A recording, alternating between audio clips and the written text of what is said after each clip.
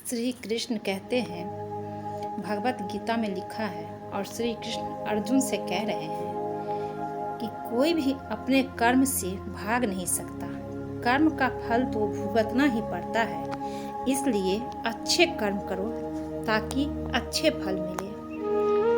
ज़्यादा खुश होने पर और ज़्यादा दुखी होने पर निर्णय नहीं लेना चाहिए, क्योंकि यह दोनों परिस्थितियाँ आपको सही निर्णय नहीं लेने देती है। जो होने वाला है वो होकर ही रहता है और जो नहीं होने वाला वो कभी नहीं होता। जो ऐसा मानते हैं उन्हें चिंता कभी नहीं सताती है। सही कर्म वो नहीं है जिसके परिणाम हमेशा सही हो, बल्कि सही कर्म वो है जिसका उद्देश्य कभी भी गलत ना हो।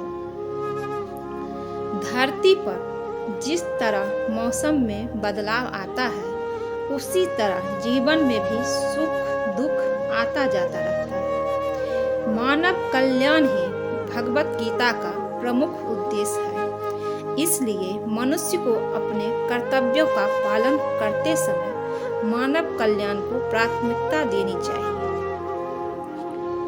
जो व्यवहार आपको दूसरों से अपने लिए पसंद ना हो, ऐसा व्यवहार दूसरों के साथ भी ना करें। कृष्ण कहते हैं, हे पार्थ, तुम फल की चिंता मत करो, अपना जरूरी कर्म करते रहो, मैं फल जरूर दूंगा। तुम्हारे साथ जो हुआ वो अच्छा हुआ, जो हो रहा है वो भी अच्छा है और जो होगा वो भी अच्छा होगा। जीवन का आनंद ना तो भूतकाल में है और ना भविष्य काल में है, बल्कि जीवन तो बस वर्तमान को जीने में है। मन की शांति से बढ़कर इस संसार में कोई भी संपत्ति नहीं है। जो व्यक्ति मन को नियंत्रित नहीं करते, उनके लिए मन शत्रु के समान कार्य करता है।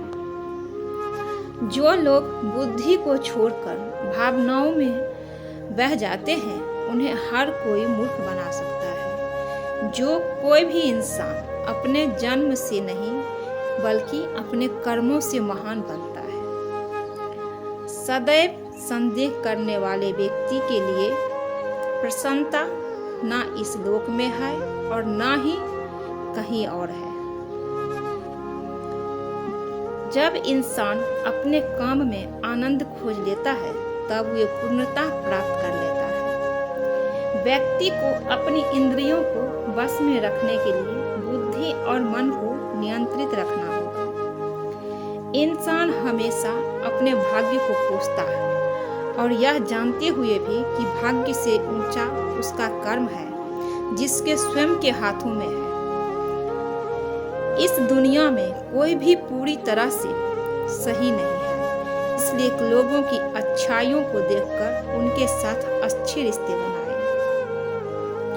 जब हमारा मन कमजोर होता है, तब परिस्थितियां समस्या बन जाती है, और जब हमारा मन कठोर होता है, तब परिस्थितियां चुनौती बन जाती है। जब हमारा मन मजबूत होता है, तब परिस्थितियां अवसर बन जाती है।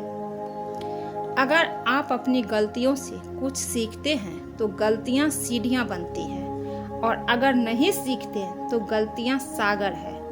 फैसला आपका है, चढ़ना है या डूबना है। जो जितना शांत होता है वो उतनी ही गहराई से अपनी बुद्धि का प्रयोग कर सकता है। निंदा से घबराकर अपने लक्ष्य को न छोड़े, क्योंकि लक्ष्य मिलते ही निंदा करने वालों की राय बदल जाती है।